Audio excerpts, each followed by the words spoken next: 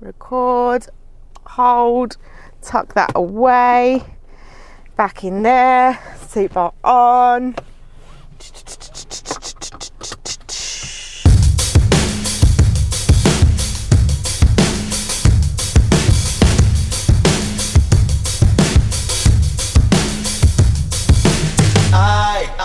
Oh my God! Right, okay, let's go. Hey, it's Laura from the driving school and I'm here at Mitcham Driving Test Centre and I'm going to take you on a bit of a walkthrough, see the sort of test route that you could get on your driving test if you take it here at Mitcham. I'm so good, you're glad at editing. Boom, let's go.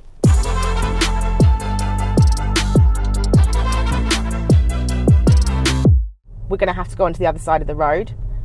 They're here all the time. Not too sure what kind of security they are. So make sure you check your mirror.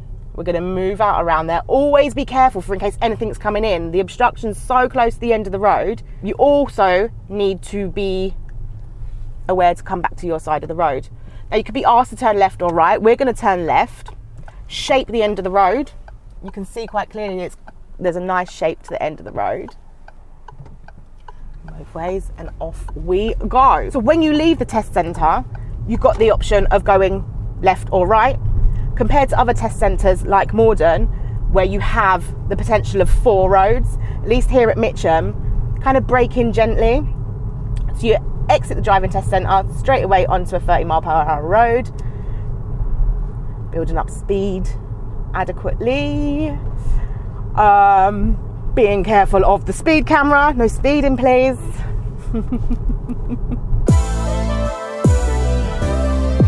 So this could be a sat-nav route or it could be follow the road signs. So if you're asked to follow the road signs, you'll be asked to follow signs towards Pollard's Hill. The sign is up there.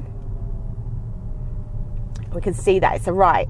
So this road here, at the moment, it's a single lane. Double lane opens up there. Some people would try and squeeze down the middle there. However, we're just going to hold back and wait until the road is wide enough to get into that lane comfortably without causing any obstruction to anybody else. So it's time to go. So this particular right turn is an offside to offside. This side's an inside. So we know it's 20 miles an hour, we know we've got speed humps, so we're just going to maintain a reduced speed throughout this road. Got a nice steakhouse on the corner there. Get your man or your woman to take you there for a nice juicy steak. Take in the surroundings as you drive around. So we're coming up to the end of the road. We're going to follow signs towards Pollard's Hill and Streatham Vale. We can see clearly ahead that the sign says it's a left turn. So we're going to check the relevant mirrors, signal. And once again, we can shape the corner. It's quite an open junction to the right, but we want to have a good look, make sure nothing's coming, because what you find here is traffic coming from that way can often cut that right corner. So we just always want to make sure that it's completely clear. We're still following signs towards Pollard's Hill and Streatham Vale. It's a right turn at the mini roundabout here. This roundabout can often get clogged up. There can often be a backlog of traffic there. We just need to make sure that when we go round the roundabout that we clear it. And off we go. We can see clearly there it's still 20 miles an hour. We're still going to follow signs towards Pollard's Hill. As we can see, we're going to go straight on. At these particular traffic lights, there's no road markings to suggest it's 2 lanes. However, people do use it as 2 lanes. So if we're going to go straight on, we're just going to want to stay to the left and allow any traffic that wants to turn right to stay slightly more to the right. We can see it's still a 20-mile-per-hour zone. We've still got humps, so we're still going to probably keep it in 2nd gear just so we don't build up too much speed between the humps and then have to brake too aggressively for the humps. So we're just going to toodle down here. He's got a brake light out of action as well, so we just need to be careful. This is madness! We are still going to follow signs towards Pollard's Hill. We can see here, up at the sign, it's a right turn. Mirror check, signal. We'll get ready to slow down and stop. I'm kind of waiting that a little bit further back behind this van. Remembering with vehicles like this, if you can't see their mirrors, they can't see you. So you want to stay a little bit further back. Oh, there's my neighbour. Hi. Off we go. So the light's gone green. We're going to wait in the middle. We're going to have a look. We're going to assess what's going on ahead. Nothing's coming. We can wait in the middle and we're ready to turn. Oh, God. All the school kids are coming out now, so we need to be extra vigilant and careful for any of them that might cross the road unexpectedly. We have a zebra crossing here. At school pickup time, it can get quite busy. My son goes to this school. Let's hope he doesn't see me. All his friends will be like, what's that? That's your mum. Wow. Ain't your mum so cool? So yeah, we may be here for a moment, waiting, making sure we don't run any children over. And we are off. So what have we got ahead? We're approaching a roundabout. We are going to go straight on. It's the second exit. So check the mirror and make sure it's safe as we slow down. Having a look to the right, what we got going on. We've got a few things coming around the roundabout. So we're just going to wait. Second exit. So we don't need to signal yet. We are going to signal once we've passed the first exit. Just like that. Boom, boom, boom, boom, boom. As we go along here, you're going to have the buses parked here at the bus stand. They're on a nice little lunch break, probably having tea and donuts. Lucky them. No need to signal as you go past them. You don't want people to get confused and think that you want to take one of these roads on the right. So just nice mirror check in and gentle move out around the parked buses. And carry on. Now as you go down here, if you are following sat-nav, it may start saying to you in however many 100 yards you're going to be turning right. So the thing when you're following sat-nav, it's like, how far is that 100 yards? Is that 200 yards? Is that 300 yards? If in doubt, look back at the screen, check back, see where it is, see how many additional turns there are before the actual road that it is that you need. The particular right turn that you would be asked to take isn't this one here on the corner. You have to go around this bend. Quite a blind bend. We don't know what's coming round it. We've got buses this is a bus route. We've got buses coming round. So we're going to go round, keeping it nice and tight. And then you're going to turn right. Check out up there. Look at the signs. Width limit. Oh, we've got width restrictions. Slowing it down. Stop in here. And waiting for a nice gap. Remember, when you're turning right like this, you want to make sure that you've got enough time to get across. Remember in the rule, if you could walk across the road, you could drive across the road. Can we walk across now? Yeah. And getting yourself prepared and lined up for the width restrictions. Breathe in!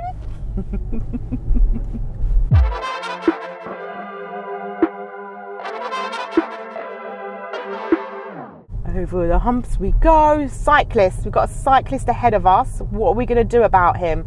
He's swaying a little bit. Is he drunk or is it just windy? Just hold back until there's an opportunity to go round him. As we go round him, how much room do we want to give him? We want to give him as much room as we would give another car. Is it safe now? Yeah, so let's go. Remembering you don't want to pull back into the left until you can kind of see him kind of to the back of you in your rearview mirror. That way you know what people forget is when you go around cyclists, they are still moving. They are not stationary. So you need to make sure that you've got a clear view of them in your rear view before you move back to the left to be sure that you don't knock them off their bicycle. Now, as we come to the end of this road, it starts to bottleneck. You can see clearly the road is narrowing ahead. What could you do? Use them parked cars. Use the reflection in them parked cars to have a good look to see what is going on. Is there anything coming down? There is, but we've already took position. They can wait for us. And I'm going to say thank you. Oh my God, that was one of my friends. So now at the end of the road, you're going to turn left and then you're going to take the first road on the right. So Mr. and the Honda Civic just stalled, so we will take that opportunity and go. So left and then first road on the right. Once again, whilst you're sat here waiting, take a look, have a look at the conditions of the road. What's going on? What's it saying? We can see it's a one-way street. Thank you. In we go. Still 20 miles an hour. You find in Mitcham, there are a lot of roads that are 20 miles an hour. And if it's been reduced to 20, you should see some repeater signs by then. We're on a one-way street. We're turning right. We can see clearly up there. We're still continuing this one-way road round here. Sometimes along this road, you could be asked in a safe place, pull up somewhere on the left. So I found a nice spot. I'm going to slowly move in and I'm going to pull up here.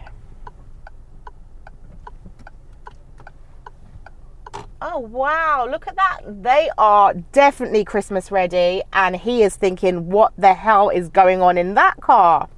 Love it. Okay. So we're going to go ahead and use this red car in front to do a parallel park exercise. So, I'm going to prepare the car into gear. We're going to check around. Remember, and start from your least important side, where the least hazards are, and work your way around, finishing over your shoulder. What's he going to be doing? Not too sure. Did he just arrive? Didn't see him if he's just arrived, or is he getting ready to go? So we're giving him a signal just for in case anyway, and off we go. We're going to position ourselves next to the parked vehicle, and then now we're here. We're going to whack it into reverse.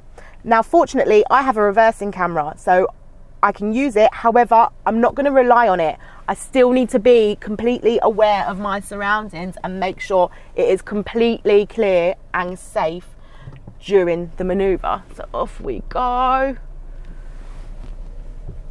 I'm going to just make sure that we're looking all around. If you're fortunate enough to have a reversing camera, you can use it as backup, but you are not going to rely on it. Off we go, head all around, and then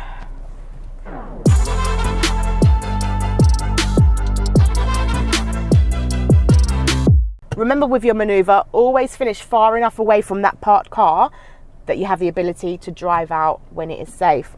I've finished the manoeuvre. I'm quite happy with that. I'm very happy with that. Okay. The reason you may be asked to do a manoeuvre on this particular road is because when it's time to drive off, you've had a minute or two to forget about the conditions of the road. So remember, you're on a one-way street. Prepared the car, I'm going to have a good look around again. Anyone around to benefit from my signal? Not really, unless the illuminated Father Christmas over there needs a signal, but I doubt it very much because he's not real. Sorry to tell you that, folks. Oh, what do you spot here? The speed is increasing, so we're going to turn left. Should we be courteous and let her cross? Yeah, why not? It's nearly Christmas. She's gone. We're going to move up to the end of the road. Having a look, making sure it's safe, and off we go. So remembering now, this road is 30, so if it's safe, we're going to build up our speed appropriately. And finally, a bit of use of third gear.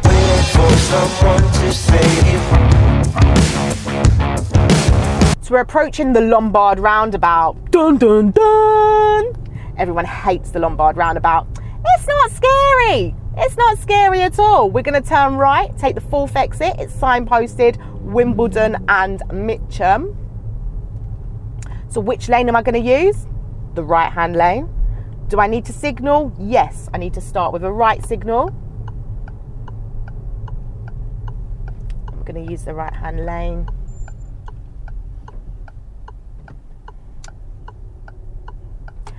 This roundabout at different times of the day can get quite congested, and certain exits can get really congested. We're going to use this opportunity of that being blocked to get around the roundabout. We're going to count them. 1, 2. As we get past the third, we're going to do a mirror check. We're going to change our signal, move across, and exit the dreaded Lombard roundabout. You will then be asked to take the next road on the left. Once again, take a look at the conditions of this road. What are we going into? Another one-way street.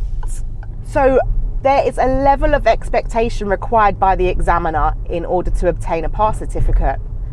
So far, would I have passed? So we're going to end footage here as we drive back towards Mitcham Driving Test Centre, because if you recall at the beginning of this video there may be an obstruction on the road that leads directly to the test centre, and we wouldn't want to be in anybody's way who's taking their real test. I hope all the hints and tips and guidance I've offered you in this video help you receive that pass certificate that you deserve. Please come back soon to watch more walkthroughs and more test tips. Thanks for tuning in, and we will see you soon.